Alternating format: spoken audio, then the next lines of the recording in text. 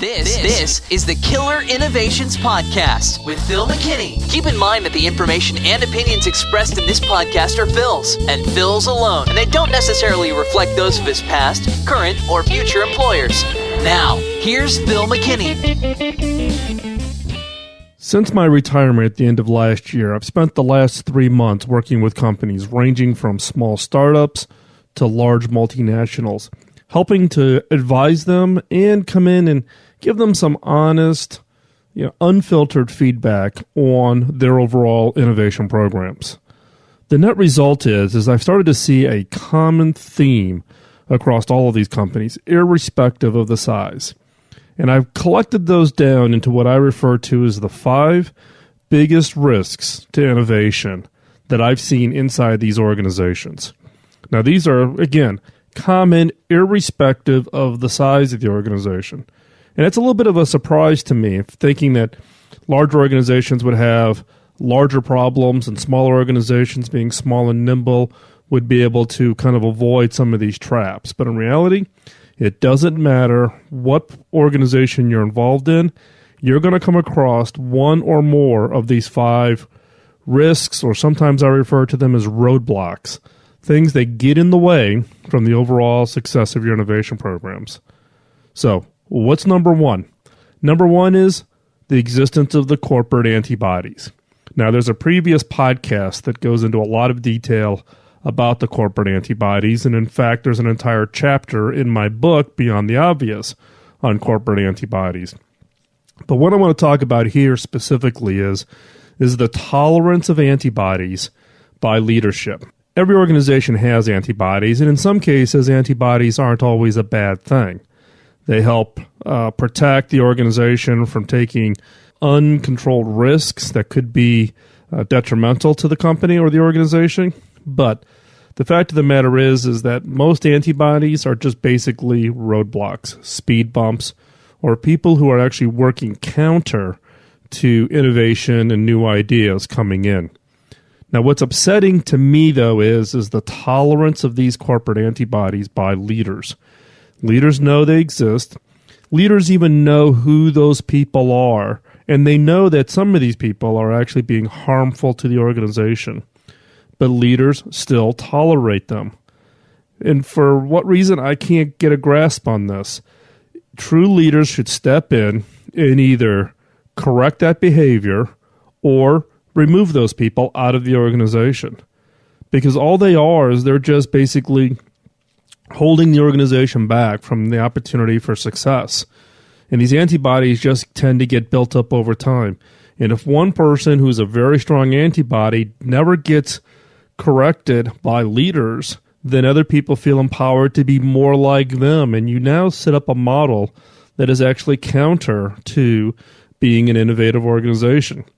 And in some cases, that kind of repetitive, nature of, hey, that person is fairly negative to ideas, yet they're successful and they've got a great career in the company. I'm going to act more like them because that's what's needed to be successful in this company.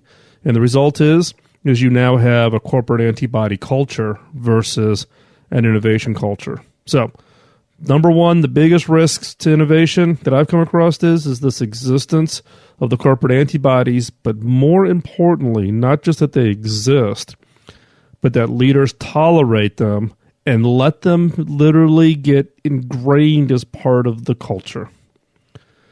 The second of the biggest risks to innovation that I've come across over the last few months working with companies is lack of patience. Everybody thinks innovation needs to be the quick fix, right? I'm getting these phone calls from CEOs and board members of major corporations inquiring about, what could be the impact of innovation into their organization. And in the process of the conversation, it invariably goes, we need a 30-day fix. We need a 90-day fix. We're desperate. Our share price is down. We're going to be late with our next generation of products, and the market's killing us. Can you come in and help? And my answer to them is you should have been thinking about this 2-3 years ago. Innovation's not the quick fix, not at least organic innovation. There's other things you can do, like innovation for mergers and acquisitions or potentially co-innovation programs that will allow you to significantly accelerate. But in reality, innovation takes time. It's patience. You need to have a robust innovation pipeline. You need to manage that pipeline. You need to keep that pipeline full. And you need to set expectations that the innovation teams, whether they be in R&D or marketing or operations, that they need to deliver on the innovation promise on a regular basis. Not, we do innovation and maybe something comes out of it. But this lack of patience is really being manifested today because companies now are realizing that they need ideas. They need a pipeline of ideas in order to win or even stay in their current position.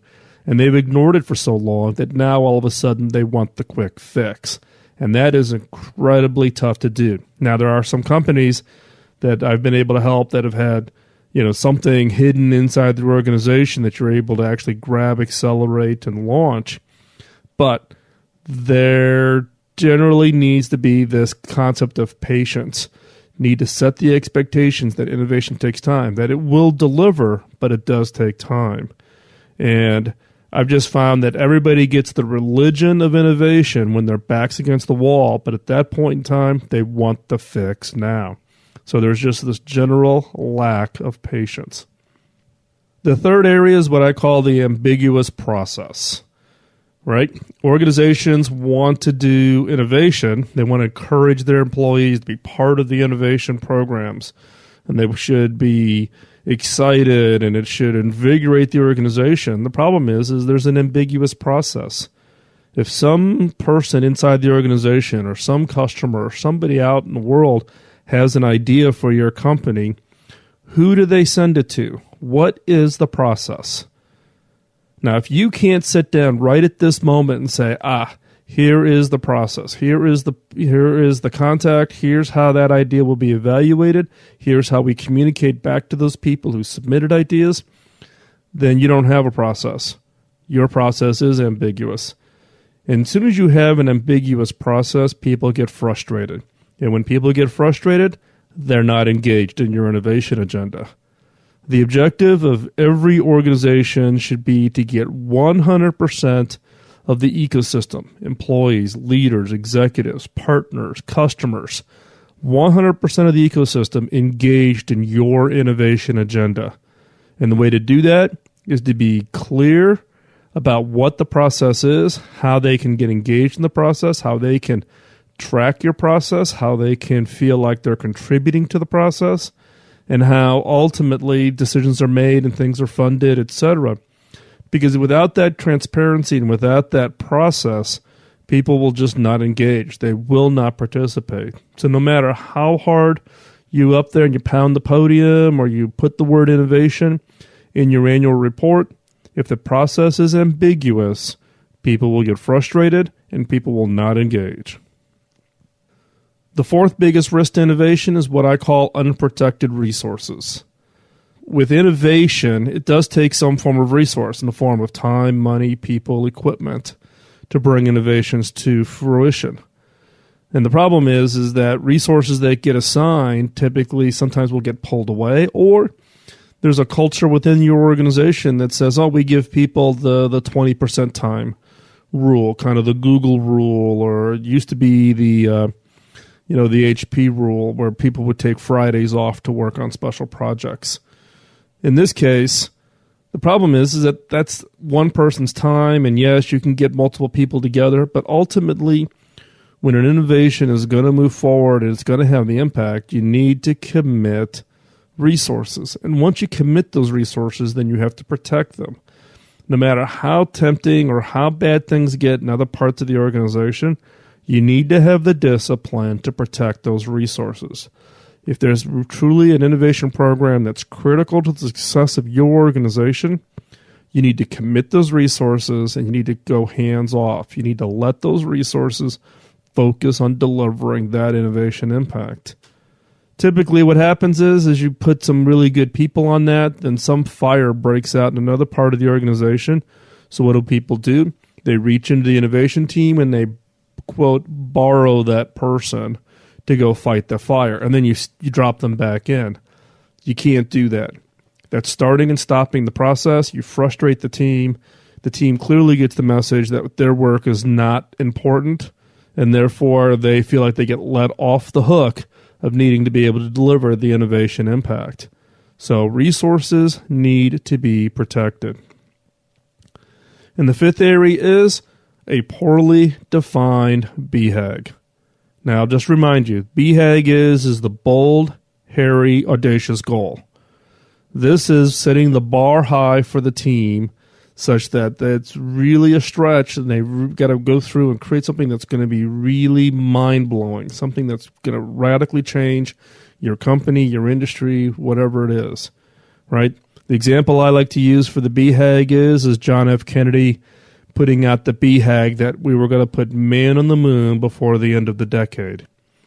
A poorly defined BHAG does not give clarity to the team on what constitutes success. The clearer that you can define the success, what is the goal line, and when they cross that goal line, they know they've crossed it and they know they've been successful. The more clarity that you can bring to defining that goal line in the form of a BHAG, the motivation that you inject in the team is immeasurable.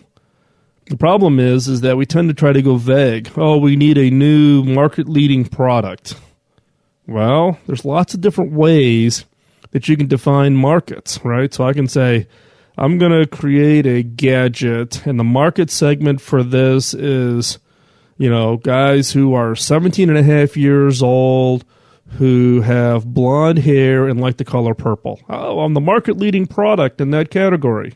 You need to define the BHAG such that it is clearly a monumental step up to win. There is a clearly defined goal line, and that everybody in the organization is aligned behind it, right? Going back to the John F. Kennedy example, President Kennedy said we were going to put man on the moon by the end of the decade, and that was the BHAG. You knew when it was, timeline, end of the decade. Man on the moon, meaning you got a person standing on the moon. Now, what he didn't do is he didn't go through and say, oh, we're going to do it by a 3-stage rocket, we're going to do a slingshot approach to get... No, he set the BHAG, and then he let the team solve the problems in order to achieve the goal. Where I've seen more and more organizations out there is either they don't define the BHAG at all, or they so poorly define it that it actually injects confusion into the organization.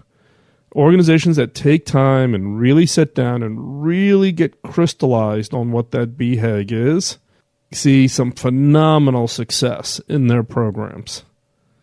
So again, the 5 biggest risk innovations that I've seen over the last 3 months in the work that I've been doing since I retired, helping companies. And again, this is everything from large multinationals to 10-person startups. And the problems they've run into all fall into these categories. Corporate antibodies. Not that they exist and they're always going to exist.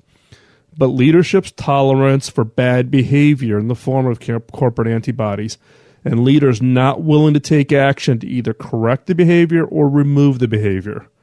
Corporate antibodies, big problem. Second, lack of patience. Because of leadership's poor planning, don't put the burden on somebody else to go solve your problem overnight. Patience. Commit and get your pipeline going, and then let patience kick in to let that teams or those teams within your organizations to work the innovation programs. Third, ambiguous process. Anywhere there's ambiguity in the overall program, people will disengage. Because let's face it, innovation is hard. You don't need to make it harder on people just by having a process that's ill-defined or, there's no clarity, there's no transparency, there's no understanding of how decisions are being made. It just seems to be this random, somebody in the senior ranks randomly picks a program, and that's what we all go off and do. Need to define the process. Get rid of any ambiguity in the program. Fourth, unprotected resources. If you commit the resource, commit it. Have the discipline. Yes, it's painful, right? You know that you've assigned your A team to this innovation program, but you really could use that one person to come help solve a firefight problem at a customer site. Have the discipline. Commit to the resources and protect them. Don't let leaders or managers get in there and muddy up the issues of resources and such. Protect the resources. The fifth area, poorly defined BHAG. The better you define the BHAG, the better you're going to have from the standpoint of motivation, gelling the team together, all of them clearly aligned with those long-term objectives. And the ultimate deliverable that you get will be mind-blowing, absolutely mind-blowing, if you spend the time putting together the BHAG. I hope this was helpful. These are just the 5 more common ones that I've come across. These are kind of the overlaps. There are others that were very much, company specific, but I wanted to gel this down into literally the 5 that I see as common across industries, across geographies, across size of companies. And I'm sure within your organization, you're seeing 1, 2, or maybe all 5 of these. So what are you supposed to do? You've identified that, yes, we have this problem. What is it that you can do as an innovation leader within your organization? Well, one is don't try to solve all 5 off the bat. Pick the ones that you can go fight the battle. So, for instance, you're never going to win the corporate antibody battle going head on. You've got to solve the antibody problem by delivering and showing results in other parts of the organization to kind of get over the negative inertia. I would actually recommend that you focus on the BHAG. What are those bold, hairy, audacious goals that you can give to your teams that will deliver innovation results to the organization? The other one is ambiguous process. Fix the process so there's clarity within the organization. So therefore, you can get more and more people engaged, more and more people understanding how the process works. The lack of patience and unprotected resources, that requires executive leadership. It requires finding a mentor, finding somebody in a senior role who you can kind of bring into the process and have them help you put together kind of the corporate culture of patience. And once resources are committed, that resources become protected. And then the last one, which is the corporate antibodies. And that just takes a senior leader stepping up. If you are that senior leader, then step up. But senior leaders need to step up and say, what is acceptable behavior and what is unacceptable behavior when it comes to the innovation programs. So I would suggest you focus on the BHAG and the process. Those are things that you can control directly. 2, find a senior leader that you can partner with, or if you are that senior leader, take a leadership role and do this, which is inject in your culture a culture of patience when it comes to innovation. It takes time. Get used to it. And also about protecting resources. When senior leaders commit resources, the team and the organization knows that that is a commitment, that leaders are going to follow through on their word when it says that we're going to commit these resources to develop these innovation programs. And then last but not least, and one of the biggest annoyances in the organization is these antibodies. But you got to deal with them. And I would actually encourage you to listen to the previous podcast where I went into a lot of detail on the corporate antibodies, or read chapter 3 in my book, Beyond the Obvious, where I dedicated an entire chapter to just teaching you some of the tricks and tools on how to get around corporate antibodies, or how to get the corporate antibodies to actually support your idea, not fight against your idea. With that, I'm going to wrap up this week's podcast. Thank you for the time for listening. Like I said in the podcast, there's a number of references to this one tied specifically to the book. You can pick up Beyond the Obvious at Barnes & Noble and Amazon and independent booksellers. It's available in hardcover. It's available in digital. It's also available as an audiobook. Get a hold of the book. It's got a lot of material in there, kind of giving you the insights of my lessons learned, but not just me, but what other companies are doing using this methodology to help fuel their innovation programs and some exciting success that those companies have had. If you have feedback, suggestions, questions about anything in the podcast, the blog, or the book, email me at feedback@philmckinney.com. Also, What I would ask is one favor. As you know, if you've been a regular listener to the podcast, that really my purpose of doing the podcast is my way of paying it forward. Early in my career, I was the beneficiary of a phenomenal mentor who invested a huge amount of time early in my career to really give me a foundation that allowed me to be successful. When I asked that mentor how I could pay it back, his answer was, you can't. What I had to do was pay it forward. When I got later in my career, find a way to share my expertise and knowledge with others. And so therefore, that's really the motivation for the podcast. Why all the podcast material is available under Creative Commons license is basically my way of sharing with you my learnings and my expertise that I've built out over my 30-plus year career. All I ask for you is to pay it forward. Tell other people about the podcast, link to the podcast from your blog sites, repost, retweet the messages that get sent out from the podcast. Any of that would be immensely helpful, and I would truly, truly appreciate it. With that, I'm going to wrap this up. Again, thank you for the time out of your busy schedule to listen to the podcast. I look forward to hearing from you, and we'll talk to you real soon. Bye-bye.